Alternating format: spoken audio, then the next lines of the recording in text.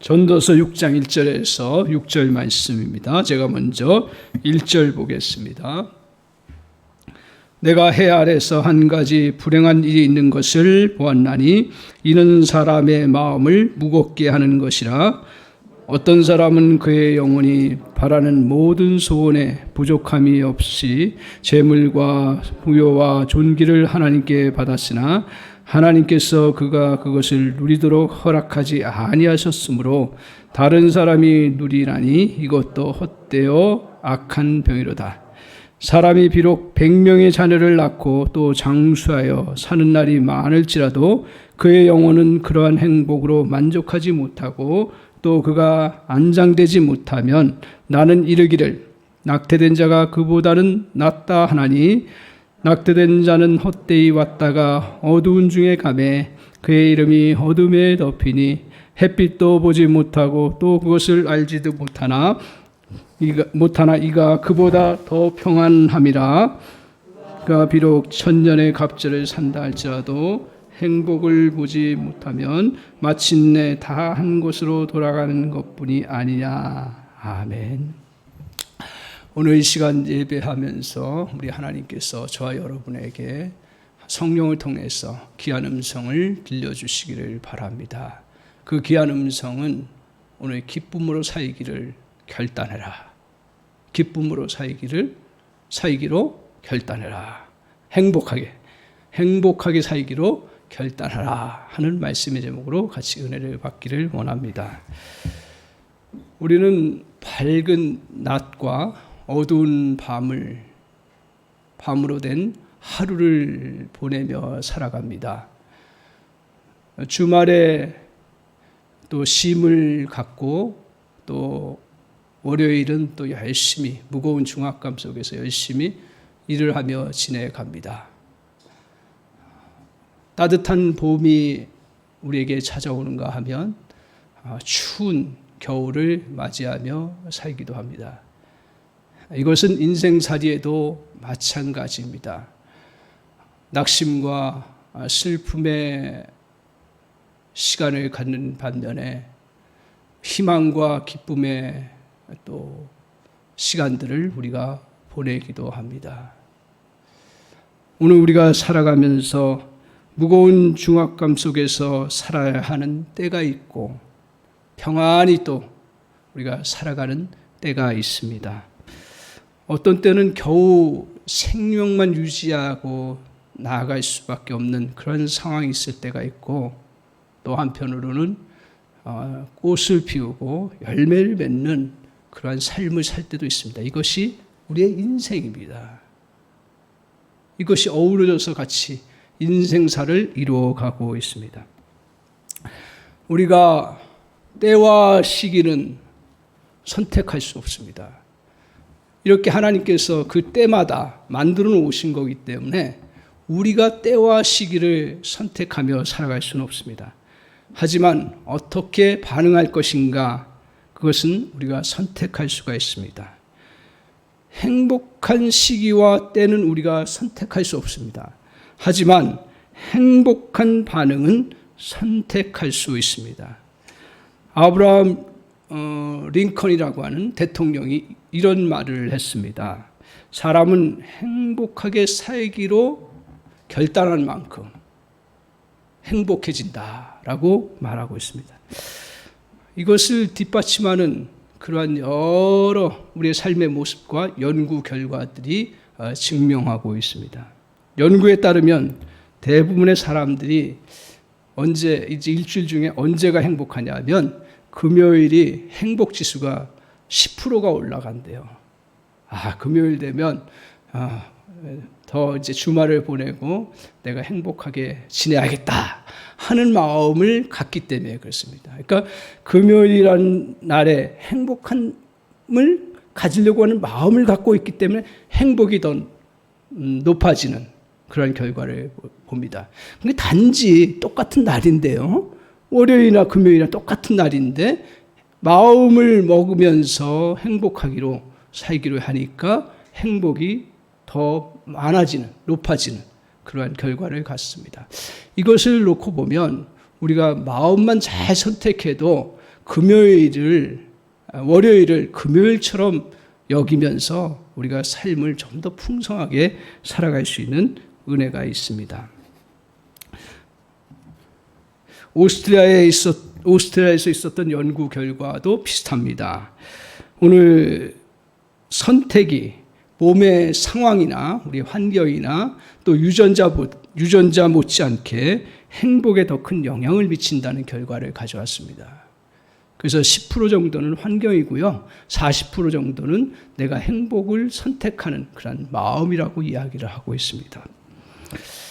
하나님은 오늘 솔로몬이라고 하는 전도자를 통해서 우리에게 이 땅에서 어려움을 견뎌내면서만 살라고 말씀하지 아니하시고 너희들이 이 땅에 행복하게 하나님께서 만들어 놓으셨고 행복하게 살아가도록 그렇게 하셨다는 사실을 생각하도록 오늘 솔로몬을 통해서 우리에게 가르쳐주고 계십니다. 여러분과 저는 이 땅에서 가장 행복한 사람이 되어야 할 줄 믿습니다. 여러분은 저도 그렇고요. 오늘 이 말씀 제가 쭉 준비하면서 하나님은 누구 보고 행복하게 살라고 하지 않냐고 저와 여러분 우리가 가장 행복한 사람이다. 그걸 확신하며 살라고 그렇게 말씀해 주시는 그 음성이 이렇게 느껴졌습니다. 그렇기 때문에 우리는 일상의 삶을 행복하게 살아가야 합니다. 그래서 지난 한 주 내내 주님께서 저에게 다시 깨닫게 하신 것 중에 하나가 뭐냐면 너 환경에 따라서 네가 행복으로 살아가지 말고 너 정말 행복하기로 그렇게 결단하고 살아라. 그래서 오늘 말씀의 제목이 행복하게 살기로 결단하라. 이 말씀을 보면서 행복하게 살기로 결단했을 때 행복해진다는 거예요. 믿습니까? 그래서 오늘 이 예배를 드리면서 저와 여러분이 성령께서 이것도 성령이 감동하셔야죠. 성령께서 감동하셔서 정말 그래 행복하게 이제부터는 어떤 환경이어도 행복하게 살기로 다짐하겠다, 결단하겠다. 그런 은혜가 있기를 바랍니다. 아멘. 그래서 오늘 우리가 행복하게 살기 위해서 먼저 토대가 필요한데 가장 중요한 토대가 뭐냐면 행복하게 살려면 시각의 변화입니다. 여러분 행복의 요소가 어떤 게 있어요? 여러 가지가 많아요. 사람마다 틀리고. 근데 크게 세 가지로 이야기를 합니다. 뭐니 해도 뭐가 필요해요? 돈이 필요해요. 또 우리에게 행복하려면 뭐가 필요해요? 건강함이 필요해요. 그 장수가 필요한 거예요. 그리고 또한 우리가 행복하려고 하면 어떻게 해야 돼요? 우리에게 자녀의 축복이 있어야 돼요. 조금 이제 인생을 살다 보니까 자녀가 잘 되는 것만큼 큰 축복은 없겠구나. 왜?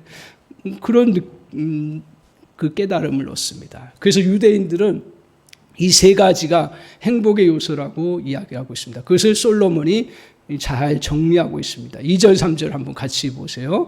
2절, 3절의 행복의 요소를 말씀하고 있습니다. 같이 한번 보겠습니다. 2절, 3절 같이 읽겠습니다. 시작. 사람이 그의 영혼이 바라는 모든 소원에 부족함이 없어 재물과 부요와 존귀를 하나님께 받았으나 하나님께서 그가 그것을 누리도록 허락하지 아니하셨으므로 다른 사람이 누리나니 이것도 헛되어 악한 병이로다.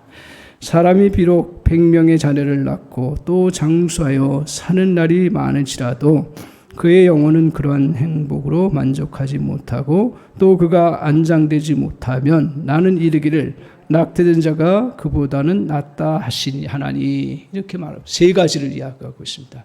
먼저 재물의 부요함. 그래서 정말 그 인생의 살기의 풍성함으로 재물을 부어주었어요. 재물이라는 것은 돈이라는 것은 꼭 마치 자동차의 그 기름과 같아서 우리가 활동하는데 꼭 필요한 요소입니다. 돈을 우리가 성경은 사랑하지 말라 그랬지 돈이 필요 없다고 얘기하지는 않았어요. 돈이 필요한 겁니다. 그렇기 때문에 돈이 적재적소에 잘 갖춰져 있으면 그건 행복한 삶을 이룰 수 있는 토대가 되는 거예요. 또 하나가 뭐라 그랬죠? 장수입니다. 장수. 장수한다는 얘기는 뭘 말하죠? 장수한다는 얘기는 자기 삶에 필요한 것들이 적절하게 공급되었다라는 얘기예요. 그렇지 않고서 어떻게 장수하겠어요? 인생의 공급이 끊어지면 목숨이 끊어지는데요. 그리고 또 장수한다는 얘기는 뭡니까? 건강하다는 얘기예요. 물론 중간에 병도 있고 그렇지만 그래도 그거 다 이겨나갈 수 있고 그 몸을 유지해서 잘 살 수 있도록 그렇게 몸이 건강하다는 이야기예요.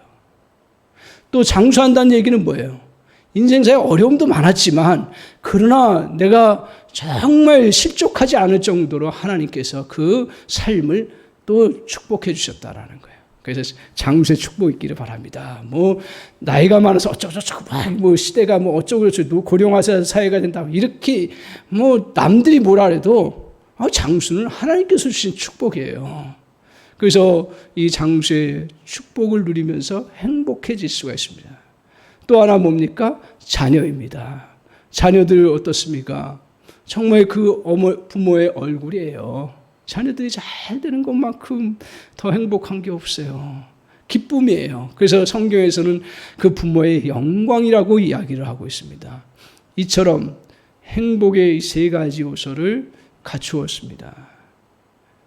그런데 솔로몬이 6장 1절에 보십시오. 저는 이 말씀을 보면서 왜 이런 얘기를 했을까라고 생각되는데 6장 1절을 한번 보세요. 뭐라고 솔로몬이 이야기를 하냐면 같이 한번 읽겠습니다. 시작. 내가 해 아래서 한 가지 불행한 일이 있는 것을 보았나니 이는 사람의 마음을 무겁게 하는 것이라. 그래서 솔로몬이 쭉 살펴보니까 불행한 거 한 가지, 여러 가지 중에 있지만 그래도 불행한 거 한 가지가 있는데 그게 사람을 너무 무겁게 한다. 그러면서 쭉 내려간 게 뭐예요? 이런 행복의 요소를 세 가지를 다 가졌는데 행복하지 않은 사람을 보았다라는 거예요. 행복을 누리지 못한다는 거예요. 그게 불행한 거라는 거예요.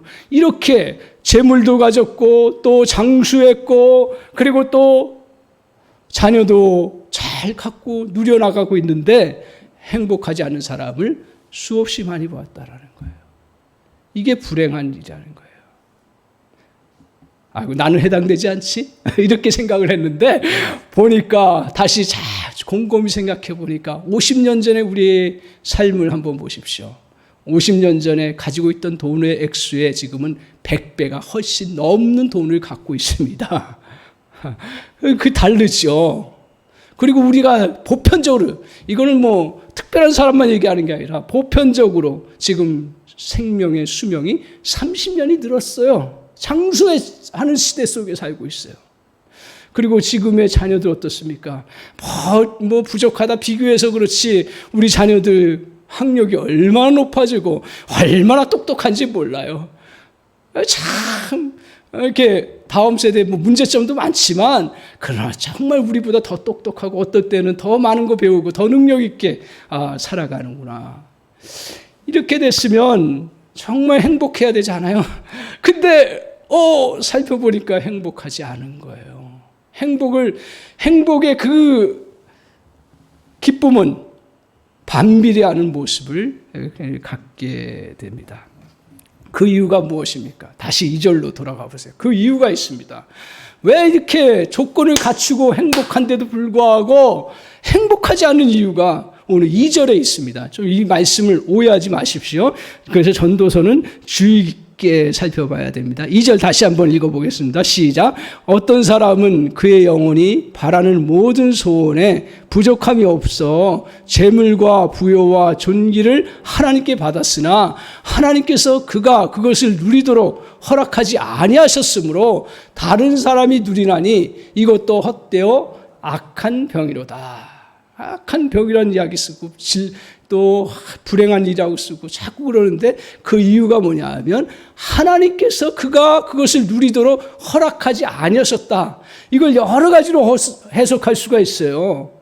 그래, 그렇게 줬는데도 불구하고 뭐 어떤 또 다른 불행한 요소가 있어서 불행하게 그렇게 살아가는지 모르고 또 그렇게 많은 것을 줬음에도 불구하고 잘 느끼지 못하고 그냥 자기의 없는 것만 살펴보는 그러한 불행한 사람을 보았든지 여러 가지로 이야기할 수 있는데 저희 말씀 보면서 하나님께서 그가 그것을 누리도록 허락하지 않으셨다. 아니 하나님은요, 창세기 쭉 요한계시록까지 살펴보면 우리 하나님 어떠신 분이에요? 좋으신 분이에요. 그리고 행복을 누리도록 그렇게 우리를 창조하셨어요. 그래서 다 주셨어요. 근데 저기서 하나님께서 그것을 누리도록 허락하지 않았다. 이건 뭘 말합니까?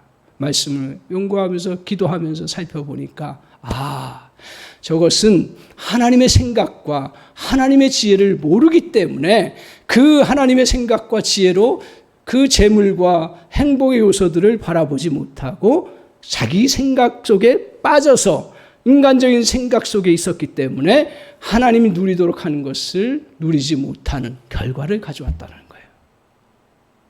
그렇죠? 그래서 우리에게 중요한 건 뭐예요? 이런 행복의 요소들을 갖춰나가는데 얼마나 열심히 노력합니까? 그러나 그 이면에 더 중요한 것, 토대가 되는 건 뭐예요? 우리가 생각의 변화, 시각의 변화를 먼저 가져야 된다는 거예요. 행복을 누리는 마음을 가지고 선택하면서 살아가야 한다는 것을 말씀하고 있습니다. 오늘 두 남자 이야기를 제가 책에서 보았습니다. 이 두 남자는 30년 넘게 벽돌공으로 일했던 사람입니다. 똑같은 그러한 장소와 그리고 또 똑같은 기간 동안 일을 했어요. 30년을 넘게. 그런데 한 사람은 맨날 힘들다 그래요. 한 사람은. 그리고 맨날 또 정말 이 일을 안 했으면 좋겠다. 지루해하고 힘들어하면서 30년을 보내요. 그냥 한 사람은 밝게 하고 또 즐겁게 하면서 그것을 감사함으로 일하는 그런 모습을 가져요. 완전히 대조적이에요. 그 어떤 기자가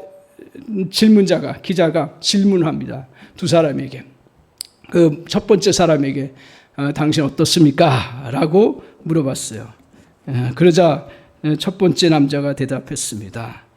오늘 그냥 벽돌 쌓고요. 저 일은 30년 동안 그냥 이 일을 하고 있습니다. 지겨워서 견딜 수가 없어요. 이렇게 이야기를 합니다. 또 한 사람에게, 두 번째 사람에게 똑같이 질문을 합니다. 이때 그 사람은 환한 얼굴로 대답합니다. 제가요, 건물을 짓는 일인데요. 저희 건물은 굉장히 이제 클 것 같고요. 웅장한 건물을 짓고 있습니다. 그리고 제가 이 웅장한 건물을 짓는 자리에 참여할 수 있다는 게 얼마나 좋은 일인지 몰라요. 나중에 참 큰 건물을 보면서 제가 너무 기쁘고 좋을 것 같아요. 이렇게 이야기를 하고 있습니다. 두 사람의 반응이 어떻게 돼요? 똑같은 일이고 똑같은 시간이지만 그러나 정반대의 모습으로 그렇게 나아갔습니다. 한 사람은 행복했고요. 한 사람은 행복하지 않은 그런 삶을 살았어요. 저희 글 아주 일반적인 글이지만 저에게 시사하는 바가 얼마나 컸는지 모릅니다. 우리가 불행은 대부분 자신이 만든다는 거예요. 우리는 잘된 일보다는 잘못된 일을 먼저 보게 되어 있습니다. 우리가 가진 것보다는 갖지 못한 것을 먼저 봅니다. 그렇기 때문에 우리의 속성이 그렇기 때문에 자꾸 이런 보는 훈련들을 해나가야 합니다. 오늘 일하는 만큼 열심히 시각의 훈련도 해나가야 합니다. 가족의 행복을 위해서 열심히 주부들은 또 살림살이 하죠. 또 남편들은 열심히 또 밖에서 일하고요. 수고를 합니다. 그렇게 섬깁니다. 그런데 섬기는 만큼 가족에 대해서 감사하는 것을 보고 계십니까? 그런 훈련을 의도적으로 합니까? 제가 참 많이 못했구나. 가족은 당연히 있는 거고, 가족은 당연히 나를 서포트해 주는 거고, 그렇게 물론 나는 가족을 책임져야 된다는 그 생각에 많이 헌신하려고 애를 썼지만 그게 이제 밖으로죠, 저에게는. 그런데 한편으로는 가족의 소중함을 그리고 감사함을 보는 훈련이 적었다. 그래서 추석 연휴 보내면서 내가 이런 부분에 부족했구나 하는 것들을 보면서 다시 열심히 일하는 만큼 자꾸 보는 훈련을 해야겠구나 하는 생각을 하게 되었습니다. 오늘 성공하기 위해서 열심히 노력합니까? 저와 여러분들 다 성공하기 위해서 이게 나쁜 뜻이 아니죠. 승리하기 위해서 열심히 일하고 주어진 일들을 감당하고 있습니다. 성공을 위해서 노력하는 만큼 내가 일에 대해서 감사하는가요? 일에 대해서, 내게 주어진 일에 대해서 소중하게 여기는가요? 내가 갖고 있는 달란트에 대해서 정말 감사하게 여기고 그것을 누리고 있는가? 다시 봐야 되겠구나 하는 생각을 하게 됩니다. 오늘 삶의 노력만큼 하나님의 지혜로 보는 훈련을 해나가면 행복할 수가 있습니다. 우리 속담에 이런 속담이 있습니다. 우리 다 이런 속담을 듣고 또 마음가짐을 가졌을 거예요. 인내는 어떻다고요? 쓰고, 열매는 어떻다고요? 달다. 너무 좋은 말씀, 좋은 교훈이에요. 삶의 지혜죠. 그래서 우리가 좋은 열매, 단 열매를 맺기 위해서 열심히 노력하고, 또 힘들 때도 그 격언을 생각하면서, 그래, 우리 열매가 달기 때문에 그것을 향해서 나가야겠다. 그러면서 각오했던 것들이 새록새록 생각이 납니다. 그런데 여기서 오해했던 것이 하나가 있었습니다. 뭐냐 하면, 지금은 어려움을 참고 인내해야 나중에 행복해질 것이다. 그러기에 지금 기뻐하고 즐거워하는 것은 사치라고 오해를 했던 거예요. 그래서 지금 내가 기뻐하고 즐거워하고 이루어진 것에 대해서 감사하고 하기보다는, 그래, 좀 더 온전하게 이루어가고 내가 열매를 완전히 이루기 위해까지는 끝까지 고통스럽지만 참아야 되고 견뎌야 되고, 그리고 즐거워하는 것은 절제해야 되고, 그리고 하지 말아야 된다는 것까지 저 같은 경우는 생각했던 그런 시간들이 있었습니다. 제가 조금 이제 성경을 통해서 깨달은 바 중에 하나, 인생을 살면서 깨달은 것 중에 하나가 뭐냐면, 우울한 날을 참고 견디면, 우울한 날을 계속 참고 견디면 행복한 날이 오지를 않습니다. 우울한 날을 참고만 견디면 행복한 날이, 성경을 그런 관점에서 보니까 내가 잘못됐구나, 견뎌야만 한다라고 생각해요. 성경 견뎌야만 한다고 생각하고, 그래야 착한 사람이고 믿음이 좋은 사람이라고 생각을 했던 거예요. 아닙니다. 그냥 우울한 날들이 계속될 뿐입니다. 많은 사람들이 성공해서 은퇴하면 은퇴 후에 행복할 것이라고 생각했습니다. 그러나 이걸 가지고 하버드 대학의 교수가 오랜 25년의 세월 동안 그 많은 대학 특별히, 그리고 성공적인 인생들을 다 인생 라이프를 살펴보면서 연구를 했어요. 여러 가지 연구했지만 연구의 그 포인트는 뭐냐 하면, 이 사람, 성공한 사람들이 행복한가 이거예요. 그래서 연구를 해보니까 성공하기 위해서 열심히 일한 사람들이 보니까 나중에 심장질환도 더 많고, 그리고 또 우울증이 더 많이 걸려서 사망률이 7배나 높은 결과를 가져왔다는 사실입니다. 그래서 오히려 성경은 이런 말씀을 하고 있습니다. 이해가 되질 않는 말씀이죠. 너희가 모든 견딤과 또 오래 참음에 이르라고 할 때, 그때 뭐라고 얘기하냐면, 기쁨으로 모든 견딤과 오래 참음에 이르라. 아니, 힘든 상황인데 주님은 기뻐하라, 기뻐하면서 견뎌나가라고 이야기를 하고 있습니다. 그렇구나. 지금 내가 어려운 상황이지만 기뻐하면서 견뎌나갈 때 행복한 날이 오는 거지, 내가 지금 힘들고 어렵다고 우울하고 힘들어하면 계속 우울해지고 계속 절망 가운데 거하게 된다는 것입니다. 오늘 지금 행복하지 않은 사람은 나중에도 행복하지 않습니다. 성공해서 나중에 행복해지는 것은 아닙니다. 지금 행복한 사람이 나중에 성공한다는 사실입니다. 지금 행복하기로 결단을 하십시오. 제가 촉구합니다. 오늘 말씀을 통해서 결단을 촉구합니다. 지금 행복하기로. 아멘이신가요? 지금 행복하게 살기로 마음을 바꿔보십시오. 그러면 행복해질 것입니다. 미래에 좋아질 것을 기대만 하고 행복을 미루지 마십시오. 무엇이 있고 없느냐에 행복을 좌지우지하게 해서는 안 됩니다. 즐거워하기로 시각을 바꾸면 저와 여러분의 삶이 행복해질 줄 믿습니다. 그런 은혜가 있을 줄 믿습니다. 그래서 정말 인터넷으로 유튜브로 드린 성도님들 정말 당부합니다.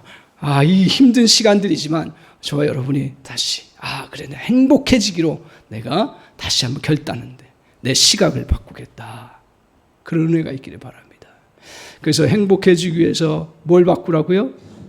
시각을 바꾸고요.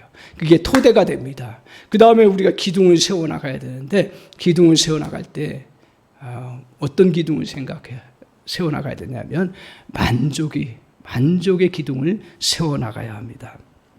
그래서 만족을 배우는 지혜가 필요합니다. 3절에 다시 한번 보십시오. 만족하지 못하면 어떤 결과를 가져오는지 참 아주 극단적인 예를 들면서 솔로몬이 너무 자극적인 언어 같은 느낌을 주는 그런 용어를 쓰면서 우리에게 만족하지 않으면 너희들 불행하다라는 것을 이야기하고 있습니다. 3절 같이 한번 읽어보겠습니다. 3절 같이 읽겠습니다. 시작. 사람이 비록 100명의 자녀를 낳고 또 장수하여 사는 날이 많을지라도 그의 영혼은 그러한 행복으로 만족하지 못하고 또 그가 안장되지 못하면 나는 이르기를 낙태된 자가 그보다도 낫다 하나니. 자, 보세요. 낙태 얘기를 하고 있습니다. 낙태에 당한 존재, 그 존재 얼마나 불쌍하고요. 너무 불행한 거죠. 근데 더 불행한 사람이 있다라는 거예요. 뭐예요? 만족하지 못하는 사람. 자, 그 이유를 앞에서 더 대고 있습니다. 사람이 비록 100명의 자녀를 낳았고, 자녀가 많은 것은요, 축복이에요. 시대가 막 이렇게 좀 우리에게 자녀 없이 살아야 된다고 자꾸 강조하기 때문인데, 자녀는 축복이에요. 속썩죠. 고통당하지만, 성경을 통해서 우리에게 가르쳐줄 자녀는 축복이에요. 축복을 100명이나 낳았어요. 그리고 장수하여서 사는 날이 많아요. 축복이에요. 근데 뭐예요? 그러한 행복으로 만족하지 못한다. 그 만족하지 못하면 어떻게 된다는 거예요? 낙태된 자가 그보다 더 낫다. 그렇게 이야기를 하고 있습니다. 오늘 이것은 만족하지 않으면 사는 자보다 죽는 자가 낫다는 것입니다. 이렇게 만족의 능력을 잃어버리면 오늘 행복을 잃을 뿐 아니라 모든 것들을 잃어버리고 결국 그 인생도 파멸로 가기 때문에 그래요. 행복을 잃어버리면 결국 파멸로 가버려요. 이것을 잘 보여주는 인물이 바로 사울입니다. 사울은 성품이 좋았습니다. 사울은 정말 훌륭한 인격을 가지고 있었습니다. 훌륭한 사람이에요. 신앙도 좋았어요. 그가 이렇게 훌륭한 인격과 또 좋은 그런 신앙을 갖고 있음에도 불구하고 만족하지 못했어요. 하나님께서 그를 왕으로 세워주셨는데 어찌된 일인지 그 사울이 이 왕으로 세워졌으면 최고의 자리고 최고의 만족해야 될 자리 아니에요. 그런데 어찌된 일인지 오늘 사울은 그 부하, 아주 충성스러운 부하 다윗을 쫓아다니고 죽이려고 하고 공격하고 내쫓는 그런 일에 평생을 보냈다는 사실을 우리가 잘 알고 있습니다. 왜 그랬어요? 만족하지 못했기 때문에. 왕으로 하나님께서 주셨어요. 그럼 왕으로서 만족해내. 왕으로서 만족한다라는 걸 사울이 착각해버린 거예요. 모든 사람이 나를 사랑해야 되고 나를 좋아해야 된다고 생각을 한 거예요. 우리 대부분 그렇죠. 저도 한때 그랬으니까요. 근데 이거는 잘못된 거예요. 그렇게 해주기를 바라고 또 그렇게 살아야 되죠. 그러나 모든 사람이 다 여러분을 좋아하지는 않습니다. 왜? 진리가 틀리면 당장 그거 싫어하는 건데요. 오늘 어떻든 다윗 사울을 싫어하는 사람은 아니었어요. 싫어하지는 않았어요. 근데 오늘 다윗이 나라를 위해서 잘 싸우고 또 세워지니까 정말 많은 사람들이 다윗을 칭송하기 시작했어요.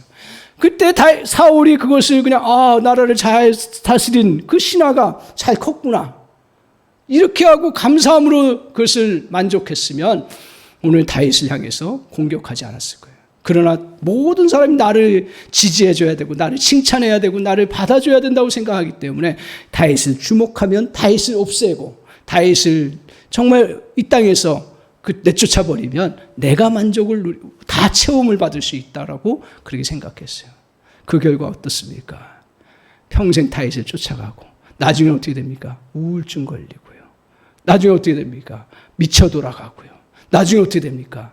이방 사람에게 그 전쟁 중에서 쫓겨다니다가 죽게 되는 그런 비참한 결과를 갖습니다. 오늘 이 말씀 만족하지 못하면 낙태된 자가 그보다 낫다 하는 말과 똑같은 그러한 모습입니다. 오늘 우리는 이 땅에 살면서 불확실한 그런 하루하루를 살고 있습니다. 이러한 때 환경이 행복을 좌우하지 못하도록 그렇게 해나가야 됩니다. 어려운 상황에 놓이면 우리는 쉽게 낙담을 하게 됩니다. 일들이 제대로 풀리지 않아서 기분이 굉장히 기분이 안 좋아, 엉망이야. 건강이 좋지 않아서 너무 속상해. 소중한 관계가 깨어졌어. 자녀들이 지금 나에게 반항하고 힘들게 해. 이러한 곤란한 상황이 닥치면 우리의 마음은 어떻게 됩니까? 부정적인 쪽으로 기울어집니다. 어려운 시기에 부정적으로 흘러가는 것은 당연한 인간의 본질적인 모습입니다. 이때 시각을 바꿔야 합니다.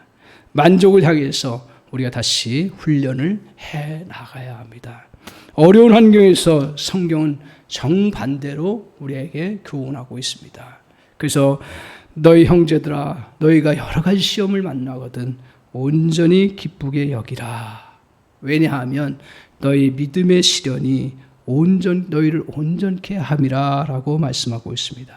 무슨 말입니까? 어려운 시험을 당할수록 기뻐하라고 말씀하고 있습니다. 흉내라도 내십시오. 자꾸 기뻐하기를 소망하면서 흉내라도 내기 시작하면 나중에 저절로 기뻐해지는 그런 은혜가 있습니다. 오늘 어려움의 시험의 때 어떻게 기뻐할 수가 있습니까? 기쁨이 생겨야 기쁘죠.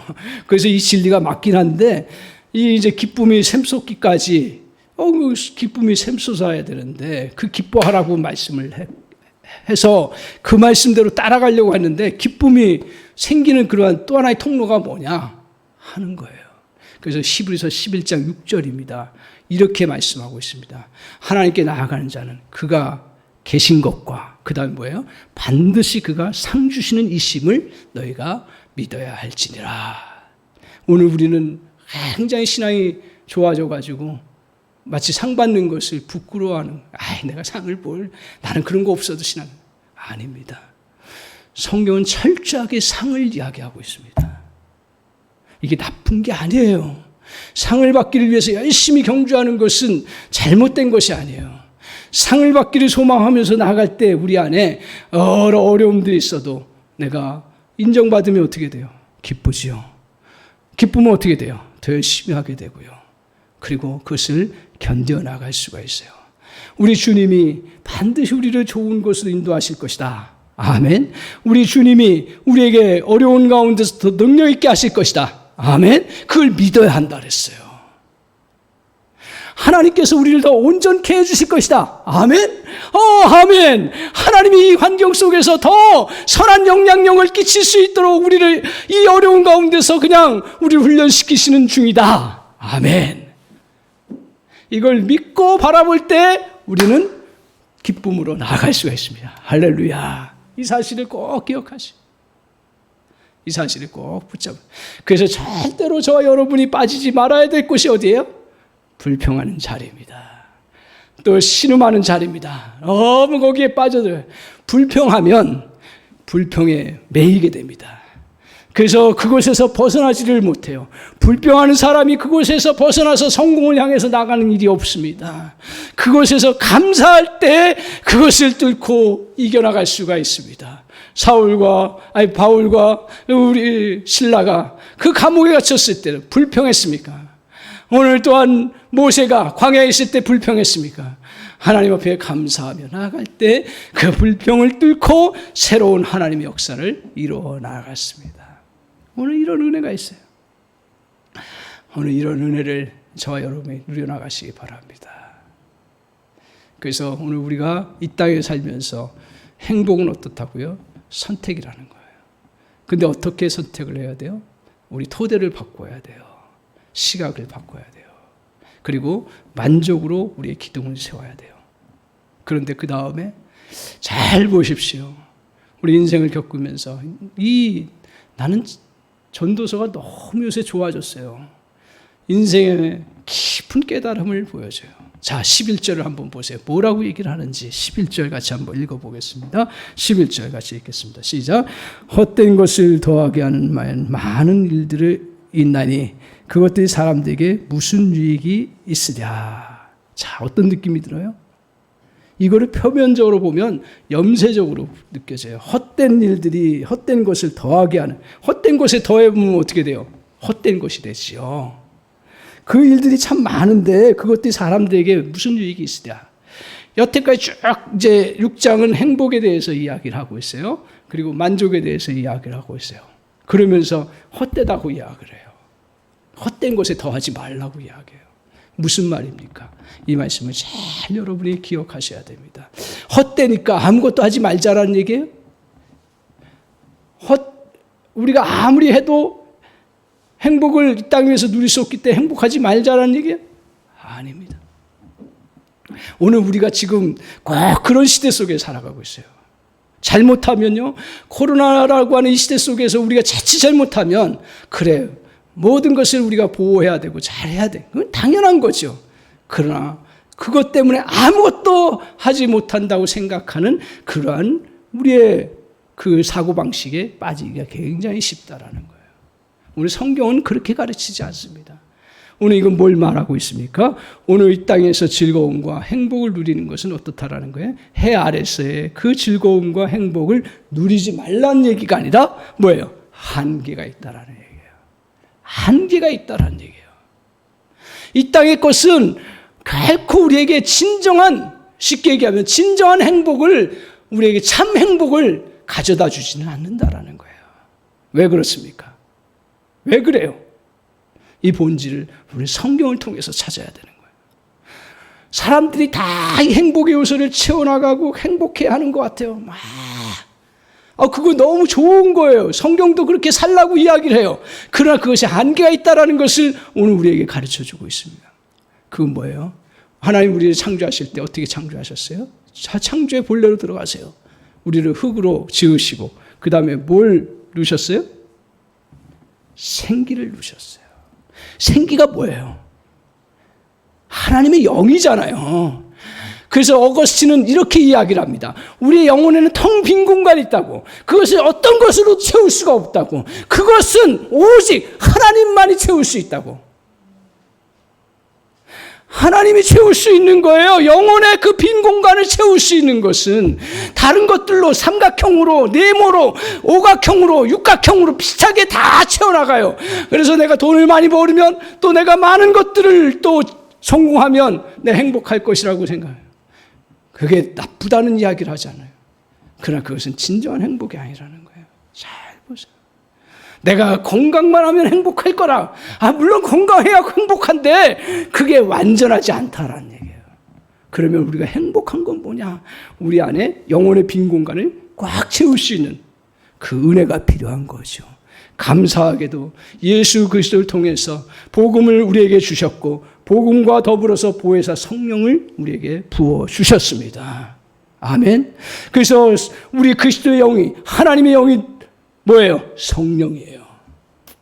하나님의 영이 우리 안에 채워지면 그것은 우리는 어떻게 해요? 행복을 누릴 수 있어요. 그래서 성령 충만이 행복 충만인 줄 믿습니다. 아멘. 성령 충만해야 되는 거예요.